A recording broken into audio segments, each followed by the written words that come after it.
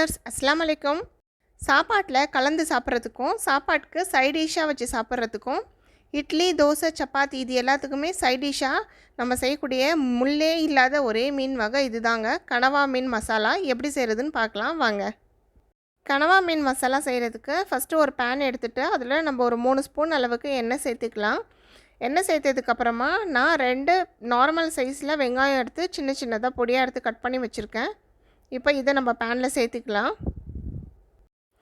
இப்போது நான் சமைக்கிறது சைட் டிஷ்ஷாக சாப்பிட்றதுக்கு தான் ரெடி பண்ணிகிட்ருக்கேன்.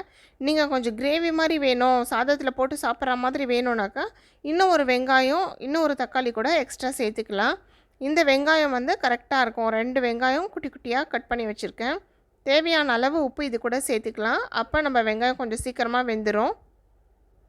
வெங்காயம் நல்லா வெந்ததுக்கப்புறமா தக்காளி, ஒரு தக்காளி எடுத்து குட்டி குட்டியாக கட் பண்ணி வச்சுருக்கேன். அந்த ஒரு தக்காளியை இது கூட நம்ம சேர்த்துக்கலாம்.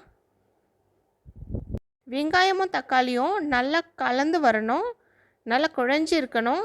அந்த அளவு நல்லா வதக்கி எடுத்துக்கோங்க.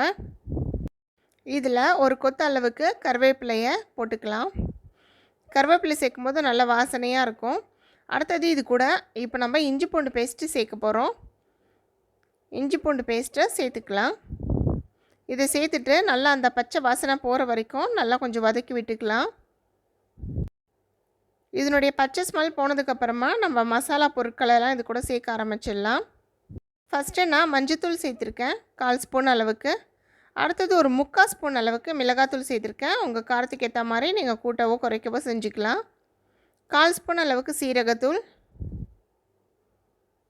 1/4 ஸ்பூன் அளவுக்கு கரம் மசாலா தூள் சேர்த்துருக்கேன். 1 ஸ்பூன் அளவுக்கு கொத்தமல்லி பொடி சேர்த்துருக்கேன். இப்போ நான் எடுத்துருக்க கனவா மீன் ஒரு 1/2 கிலோ இருக்கும். அதுக்கு இந்த மசாலா சரியாக இருக்கும். இப்போது இந்த மசாலாவை நம்ம நல்லா கொஞ்சம் நேரம் தண்ணி சேர்த்து கொதிக்க விட்டுக்கலாம்.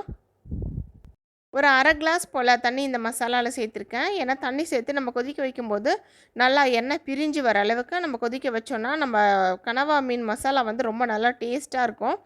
எண்ணெய் பிரிஞ்சு வர அளவுக்கு கொஞ்சம் நேரம் வதக்கிக்கலாம். ஏன்னா நம்ம கனவா மீன் சேர்த்துட்டோன்னா அதுக்கப்புறம் நம்ம தண்ணி சேர்க்கக்கூடாது, அதுலேயே நிறைய தண்ணி விடும். ஸோ லைட்டாக தண்ணி சேர்த்து இந்த மாதிரி மசாலா பிரிஞ்சு வர அளவுக்கு நம்ம வதக்கி எடுத்துக்கலாம்.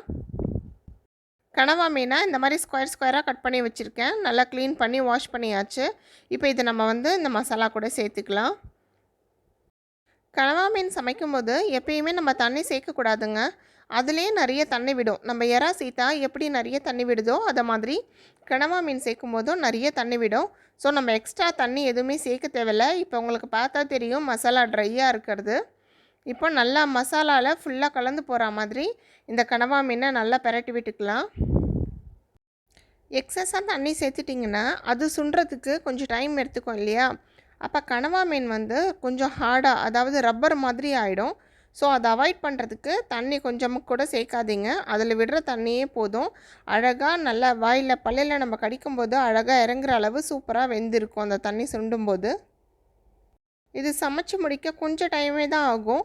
நமக்கு வெங்காயம், தக்காளி, மசாலா மட்டும் வதங்கினா போதும். அடுத்தது ஒரு 10 நிமிஷத்துக்குள்ளே நம்ம கனவா மீன் சூப்பராக வெந்து அழகாக ரெடி ஆகிடும். கனவா மீன் மசாலாவை சாதத்து கூட பெரட்டி சாப்பிட்டா ரொம்ப டேஸ்ட்டாக இருக்கும். அதே மாதிரி சைட் டிஷ்ஷாக வச்சு சாப்பிட்லாம். இட்லி, தோசை, சப்பாத்தின்னு எல்லாத்துக்குமே நம்ம சைட் டிஷ்ஷாக வச்சு சாப்பிட்லாம். கனவா மீன் சாப்பிட்டா இடுப்பு வலி குறையும்னு சொல்லுவாங்க. ஸோ நீங்கள் கண்டிப்பாக இது ஒரு டைம் ட்ரை பண்ணி பாருங்கள். இந்த கனவா மீனில் தண்ணியே சேர்க்காமல் எவ்வளோ தண்ணி விட்டுருக்கு பாருங்கள். இப்போ நம்ம கொஞ்சம் நேரம் மூடி வச்சிடலாம். இதில் ரொம்ப ஸ்பீடாகவும் இல்லாமல் ரொம்ப சிம்லியும் இல்லாமல் நார்மல் ஃப்ளேமில் வச்சு கொஞ்சம் நேரம் கொதிக்க விடலாம்.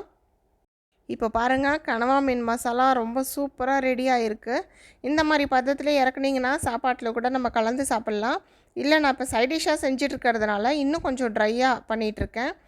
வாசனைக்காக கொத்தமல்லி தழை இருந்தால் குட்டி குட்டியாக நறுக்கி அது மேலே தூவி விட்டுக்கலாம். நல்ல வாசனையாக இருக்கும். ஸ்கூலுக்கு நான்வெஜ் எடுத்துகிட்டு போகணுன்னு நினைக்கிற பசங்களுக்கு இந்த மாதிரி மீனை மசாலா பண்ணி கொடுத்தோன்னா ரொம்பவே லைக் பண்ணுவாங்க. பாருங்கள், நம்ம கனவா மீன் மசாலா ரொம்ப சூப்பராக கலர்ஃபுல்லாக அல்டிமேட்டாக ரெடி ஆகிடுச்சு. இந்த ரெசிபி உங்களுக்கு பிடிச்சிருக்கோன்னு நினைக்கிறேன். எப்படி இருக்குன்றதை எனக்கு கமெண்ட்ஸில் தெரியப்படுத்துங்க. இந்த ரெசிபி உங்கள் ஃபேமிலி அண்ட் ஃப்ரெண்ட்ஸ் சர்க்கிளில் ஷேர் பண்ணுங்கள். மறக்காமல் அஃப்ஷின்ஸ் ரெசிபீஸை சப்ஸ்கிரைப் பண்ணிக்கோங்க. தேங்க்யூ.